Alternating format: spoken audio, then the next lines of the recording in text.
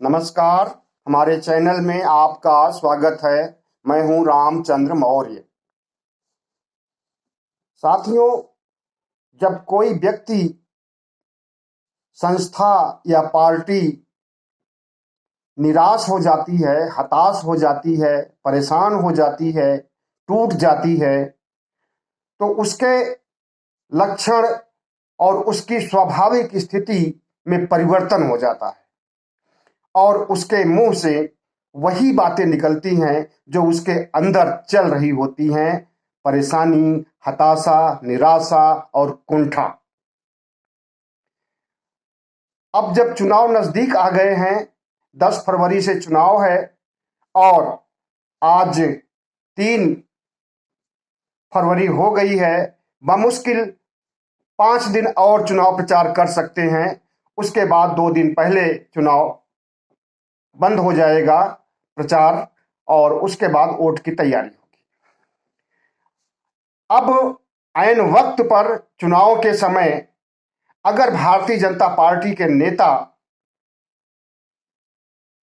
ऐसी बातें कर रहे हैं जो कि उनके अंदर कुंठा का प्रतीक बन चुकी है, निराशा और हताशा का प्रतीक बन चुकी है, और समाजवादी पार्टी पर इस तरह से प्रहार कर रहे हैं कि खून गर्म हो गया है और उस खून की गर्मी को हम झाड़ देंगे, शिमला बना देंगे, इतनी ठंडी महसूस करेंगे चुनाव जीतने के बाद। और इसी तरह से अमित शाह कह रहे हैं कि अगर समाजवादी पार्टी आती है तो यहां आग लग जाएगी। इसी प्रकार से लगभग हर चुनाव में जब पीक पर, चोटी पर चुनाव प्रचार होता है तो हर जगह इसी तरह की बातें उभर करके सामने आती हैं। खास करके भारतीय जनता पार्टी के नेता ऐसी बातें बढ़ाते हैं आगे और उसके प्रतिकार में, उसके प्रतिरोध में, उसके जवाब में दूसरी पार्टी को भी सामना करना पड़ता है। लेकिन हम अखिलेश यादव को धन्यवाद देना चाहेंगे कि उन्होंने इनकी गर्मी को, इनकी सांप्रदायिक बोल को, इनके हिंदू मुस्लिम को बहुत ठंडे दिमाग से जवाब दिया है, जो कि एक सोची समझी रणनीति है। इनका यह संदेश जा रहा है कि तुम सांप्रदायिक ध्रुवीकरण करोगे, तुम नफरत की भाषा बोलोगे और हम गांधीगिरी करेंगे। गांधीगिरी का मतलब होता है कि किसी भी प्रतिवाद का अच्छे ढंग से, लोकतांत्रिक ढंग से, इज्जत से जवाब देना। तो अब दोनों पार्टियों की मंशा को जनता समझ रही है, मतदाता समझ रहे हैं। और आपने देखा होगा कि ये सिर्फ उत्तर प्रदेश के चुनाव में नहीं बल्कि पूर्ववर्ती जितने भी चुनाव हो चुके हैं, हर जगह इस तरह की कम्युनल बातें, सांप्रदायिक बातें, हिंदू मुस्लिम, गाली गलौज, आग लगाने की बातें आप देखे होंगे। आप दिल्ली से नहीं, ज्यादा दूर नहीं, दिल्ली से लीजिए। अब दिल्ली में आम आदमी पार्टी और भारतीय जनता पार्टी में टक्कर थी और उस समय शाहीन बाग का आंदोलन चल रहा था सीएए और एनआरसी के खिलाफ। तो अमित शाह ने क्या बयान दिया था कि बटन दबाओगे दिल्ली के मतदान केंद्र पर और इसका करंट लगेगा शाहीन बाग में। एक गृहमंत्री की यह भाषा उस समय भी किसी को शोभा नहीं दे रही थी, लेकिन लोगों ने इसको अपने दिल में समेटे रखा और मतदान के दिन उपयोग किया। इसी तरह से भारतीय जनता पार्टी ने दिल्ली में दंगे भी करवाए और उन दंगों के लिए जिम्मेदार कपिल मिश्रा, अनुराग ठाकुर को पार्टी ने कोई भी दंड नहीं दिया। अगर दूसरी पार्टी का नेता होता तो उसके खिलाफ तमाम सी धाराएं लग जाती और वो जेल में सड़ता होता। अनुराग ठाकुर को तो बजाबता राज्य मंत्री से केंद्रीय मंत्री बना दिया गया, सूचना प्रसारण मंत्री है आज के दिनों में वो, और उनका कद बढ़ा दिया गया। तो ये सिर्फ दिल्ली में ही नहीं हुआ था, बल्कि बंगाल में भी आपने देखा और बिहार में भी आपने देखा कि किस तरह से भारतीय जनता पार्टी जब चुनाव नजदीक आता है तो उस समय पैंतरे बदलती है और ध्रुवीकरण करने की कोशिश करती है, गाली गलौज पर उतर आती है, धमकाने पर उतर आती है, तरह तरह के छल छंद्र बल प्रयोग और साम दाम दंड भेद करती है। और वही काम इस समय यूपी में कर रही है। बंगाल में किया था, बंगाल की जनता ने मजा चखा दिया। दीदी ओ दीदी जैसे बातें प्रधानमंत्री ने कहा था उस समय, जिसको महिलाओं ने बहुत सीरियसली लिया, बहुत गंभीरता पूर्वक लिया और महिलाओं का एक मुश्त वोट ममता बनर्जी को मिला। इसी तरह से बिहार में कब्रिस्तान का जिक्र किया गया और समाज को बांटने की बातें कही गई थी और वीर रस की बातें भी कही गई थी, सांप्रदायिकता की भड़काने की भी बातें कही गई थी। लेकिन वहां पर किसी तरह से भारतीय जनता पार्टी और नीतीश की सरकार बन गई। लेकिन वो अपनी इन हरकतों से हर जगह हारते हैं और बुरी तरह से हारते हैं। उसके बावजूद इन कुकर्मों से, इन सांप्रदायिक गतिविधियों से, इन दंगा फैलाने वाली नफरती बातों से और इन डराने वाली बातों से बाज नहीं आते। आज लोग कह रहे हैं कि काठ की हांडी बार बार नहीं चढ़ती है। मतलब जो ध्रुवीकरण आप करना चाहते हो सांप्रदायिक दंगे का, मुजफ्फरनगर के दंगे से लेकर के कैराना के पलायन तक का, वो हांडी आप कई बार चढ़ा चुके हो, इस बार चढ़ने वाली नहीं है। ऐसा पश्चिमी उत्तर प्रदेश के जाट नेता, गुर्जर नेता, सैनी, मुस्लिम सब लोग कह रहे हैं। और इनकी तो पूरी प्लानिंग थी कि ध्रुवीकरण के लिए ताकत लगाई जाए, चाहे भले ही दंगे भड़क जाएं, इससे उनका कोई नुकसान नहीं बल्कि फायदा की बात सोच रहे थे। लेकिन दंगा भड़कने नहीं पाया क्योंकि किसान आंदोलन ने हिंदू मुस्लिम को एक कर दिया था और किसानों के रैलियों में कई जगहों पर अल्लाह अकबर भी बोला गया, जय श्री राम भी बोला गया, हर हर महादेव भी बोला गया। तो इस तरह से इस बार इनका सांप्रदायिक कारण नहीं चल पाया।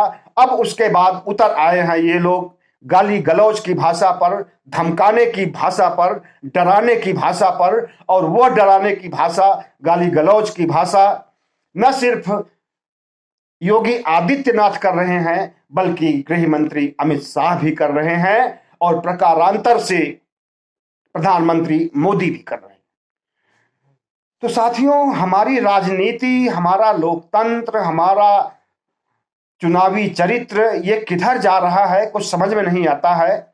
उत्थान हो रहा है या पतन हो रहा है और राजनीति किस दलदल में धंसती जा रही है, रसातल में समाती जा रही है। ओछी राजनीति आगे बढ़ती जा रही है, सांप्रदायिक राजनीति आगे बढ़ती जा रही है और एक शुचिता, एक सौम्यता और एक आदर्श राजनीति पीछे छूट रही है।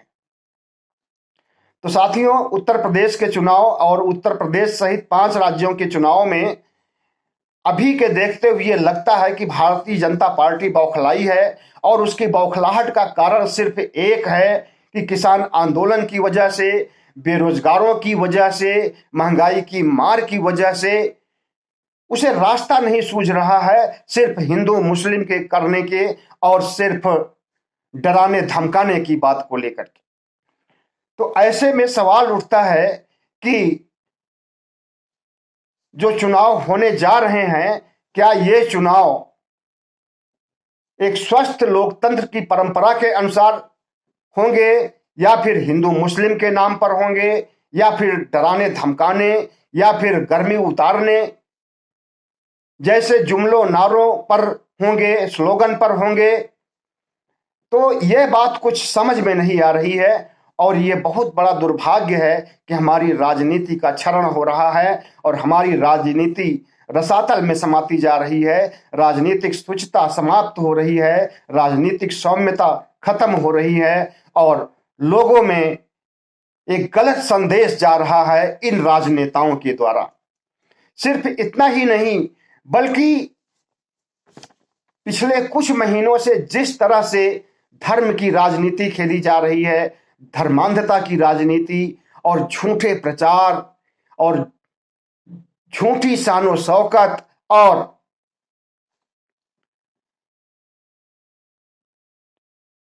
काशी से लेकर के मथुरा अयोध्या तक धार्मिक उन्माद की बातें कही गई, सुनी गई, देखी गई, समझी गई, बूझी गई।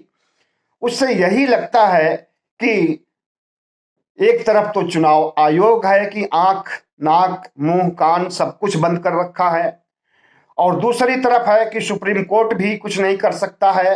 हालांकि राजनीतिक बुराइयां आने पर और धमकी देने, मार डालने, काट डालने और दुनिया भर की बातें या गर्मी उतार देने की बात सुप्रीम कोर्ट भी सुन रहा होगा, लेकिन वह भी स्वतः संज्ञान नहीं ले रहा है, वो भी चुप्पी साधे हुए है। चुनाव आयोग तो बिल्कुल ही चुप्पी साधे हुए है। अगर कोई दूसरी पार्टी ये काम करती तो अब तक उसके खिलाफ तमाम सी धाराएं लग गई होती, लेकिन भारतीय जनता पार्टी चूंकि राज्य में है और चूंकि केंद्र में है, इसलिए इसके खिलाफ काम कर पाना न तो सुप्रीम कोर्ट की बस की बात है और न चुनाव आयोग। तो साथियों, आपने देखा होगा कि पहले अब्बा जान और जिन्ना का प्रकरण उछाला गया, लेकिन जब इस प्रकरण से रंगत नहीं आई तो अब डराने, धमकाने और गाली गलौज की भाषा पर उतर आए हैं और गर्मी उतारने की बात कर रहे हैं और उसका जो जवाब दे रहे हैं अखिलेश यादव बहुत सधे हुए ढंग से दे रहे हैं, बहुत तार्किक ढंग से दे रहे हैं। मतलब एक होता है कि गाली गलौज की भाषा से सामने वाले को ध्वस्त किया जाए, परास्त किया जाए, नेस्तनाबूद किया जाए, और एक होता है लोकतांत्रिक परंपरा के अनुसार जो विपक्ष की राजनीति है, उस राजनीति को सुचारू ढंग से किया जाए और किसी को ऐसा न लगने पाए कि उनकी गर्माहट के साथ इनमें भी गर्माहट आ गई है। तो साथियों, आपने देखा कि पिछले दिनों जो कुछ भी हुआ और जो हो रहा है वो कितना ही दुर्भाग्यपूर्ण है और कितना ही शोचनीय है। इस पर आपको सोचना चाहिए और उसी सोच के आधार पर वोट देने का मन बनाना चाहिए। कल से किसान भी सक्रिय हो रहे हैं उत्तर प्रदेश, पंजाब और उत्तराखंड में। कल से किसान वोट पर चोट की राजनीति करने जा रहे हैं। एक तरह से विपक्ष का प्रचार और भारतीय जनता पार्टी का दुष्प्रचार, भारतीय जनता पार्टी के खिलाफ प्रचार करने जा रहे हैं। बेरोजगार पहले से ही लामबंद हैं। जितनी लाठियां उन्हें इलाहाबाद में पड़ी है, दूसरे शहरों में पड़ी है, उसे कोई भूला नहीं है। बेरोजगारों ने भी अपना एक संगठन बना लिया है और उस संगठन के तहत चुनाव प्रचार कर रहे हैं अखिलेश यादव के पक्ष में, क्योंकि उन्हीं से उम्मीदें हैं और उन्होंने ही उन्हें जॉब की गारंटी दिया है कि 22 लाख सिर्फ आईटी से क्षेत्र में देंगे और बेरोजगार और जिन्हें जॉब नहीं मिल पाएगी उन्हें बेरोजगारी भत्ता देंगे। इस तरह से अखिलेश यादव ने महंगाई को कंट्रोल करने की भी बात कही है और कोरोना पीड़ितों या कोरोना से महामारी से मारे गए लोगों को भी सहायता पहुंचाने की बात कही है और सबसे बड़ी बात आवारा पशुओं से मुक्ति दिलाने की बात कही गई है। साथियों, आपको याद होगा कि अखिलेश यादव की पार्टी में जब स्वामी प्रसाद मौर्य आए थे तो उन्होंने 85 और 15 का नारा दिया था और उसी 85 और 15 के फार्मूले पर ही अखिलेश यादव ने टिकट का वितरण किया है और उनकी पार्टी के ऊपर जो आरोप लगता है वंशवाद का, परिवारवाद का, जातिवाद का, उन सभी आरोपों को इस बार खारिज कर दिया है। अपने परिवार से बहुत कम लोगों को टिकट दिया है और इसकी वजह से अपर्णा यादव भारतीय जनता पार्टी में शामिल हो गई हैं और यादव जाति के लोगों को जो पहले ज्यादा मात्रा में वोट दिया जाता था, सीट दी जाती थी, अब उसे घटा करके आधे से भी कम कर दिया गया है, लगभग चौथाई कर दिया गया है। तो इस और जो सीटें थी उनमें पिछड़ी जातियों की भागीदारी, अनुसूचित जातियों की भागीदारी काफी हद तक है। उतना भारतीय जनता पार्टी में पिछड़ी जातियों को, दलितों को टिकटें नहीं दी गई हैं जितना कि अखिलेश यादव ने दिया है। तो इन्होंने जो जाति समीकरण को समेटा है और एक स्वस्थ परंपरा के तहत उनके व्यंग बाण, उनकी आलोचनाओं और उनके आक्रामक तेवर को जवाब दिया है, उससे इन्हें काफी फायदा मिलने वाला है। और जो गलत बयानी भारतीय जनता पार्टी ने किया है और जो दुष्प्रचार किया है और जो बड़े बड़े विज्ञापन अखबारों में देकर, टीवी चैनलों में देकर के उत्तर प्रदेश के टैक्स पेयर्स के पैसे का दुरुपयोग किया है, उसे भी आप अच्छी तरह से जानते होंगे और देखे होंगे कि कितने विज्ञापन आया करते थे और उसमें सारी की सारी बातें झूठी हुआ करती थी। तो साथियों, हम ये कहना चाहते हैं कि जो राजनीति चल रही है भारतीय जनता पार्टी की, वो राजनीति के दूरगामी परिणाम उसके दिमाग में हैं और वह उत्तर प्रदेश के चुनाव को इसलिए जीतना चाहती है और सांप्रदायिक ध्रुवीकरण इसलिए कर रही है और डरने डराने की बात इसलिए कर रही है कि वो परखना चाहती है कि हम अगर इन्हें डराते हैं, धमकाते हैं, गालियां देते हैं, सांप्रदायिक ध्रुवीकरण करते हैं, तो इनके अंदर कितनी ताकत है कि उसका ये जवाब दे सकते हैं। लेकिन ताकत का इजहार करने के बजाय अखिलेश यादव ने एक सॉफ्ट कॉर्नर जो अपनाया है, एक लोकतांत्रिक तरीका जो अपनाया है, यह इनके लिए सराहनीय है और जनता में इसके अच्छे संदेश गए हैं और जा रहे हैं। और ये तो अब 10 मार्च को पता चलेगा कि भारतीय जनता पार्टी को सांप्रदायिक ध्रुवीकरण से, गाली गलौज की भाषा से, गर्मी उतारने की भाषा से कितना वोट मिलने वाला है और अखिलेश यादव को इन सब चीजों को बर्दाश्त करने की वजह से और इनका माकूल जवाब देने की वजह से कितना वोट मिलने वाला है। लेकिन एक बात इन चीजों के पीछे छुपी हुई है कि भारतीय जनता पार्टी किसी भी हाल में उत्तर प्रदेश को जीतना चाहती है। अब 4-5 दिन और रह गए हैं प्रथम चरण के चुनाव के, 10 फरवरी के चुनाव के लिए। अब इस बीच में देखिए भारतीय जनता पार्टी का पैतरा क्या होता है, क्योंकि उसका धार्मिक सांप्रदायिक कार्ड फेल हो चुका है और उसका डरने डराने का और अपना माहौल बनाने का कार्यक्रम वो भी फेल हो चुका है। ऐसे में भारतीय जनता पार्टी के पास क्या बचा हुआ है? कौन सा पुलवामा करने के लिए प्लानिंग बनाई हुई है? राष्ट्रवाद बिखेरने के लिए, राष्ट्रवाद को भरने के लिए और राष्ट्रवाद के आधार पर वोट लेने के लिए कौन सी तिकड़म सोचती है या ईवीएम में कोई खेला करती है? लेकिन भारतीय जनता पार्टी इतनी आसानी से चुनाव हारने के मूड में नहीं है। इसकी वजह है कि इन्होंने जितने भी